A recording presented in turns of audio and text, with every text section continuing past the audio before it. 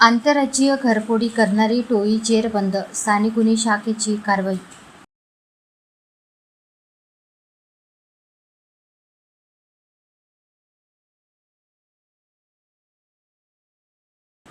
चंद्रपूर शहरात 7 फेब्रुवारीला घरफोडीच्या 2 घटना घडल्या होत्या.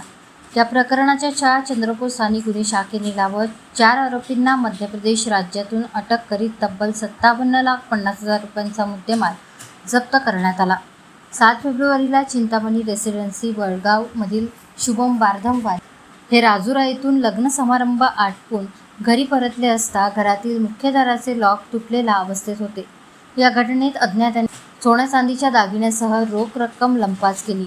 याच दिवशी शेजारी राहणाऱ्या ज्योती चंदनपाट सिद्धी अपार्टमेंट वडगाव यांच्या घराचे अज्ञातांनी कुलूप तोडत घरातील सोन्या चांदीचे दागिन्यासह रोख रक्कम लंपास केली.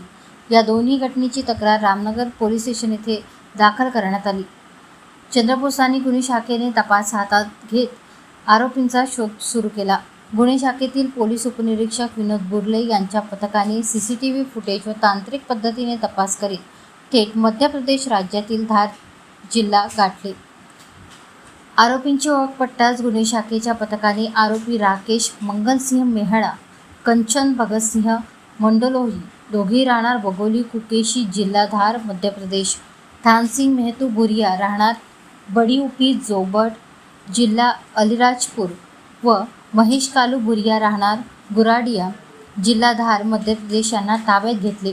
आरोपींची चौकशी केली असता त्यांनी यापूर्वी चंद्रपूर जिल्ह्यात वेगवेगळ्या 4 ठिकाणी घरफोडी केल्याचे कबूल केले.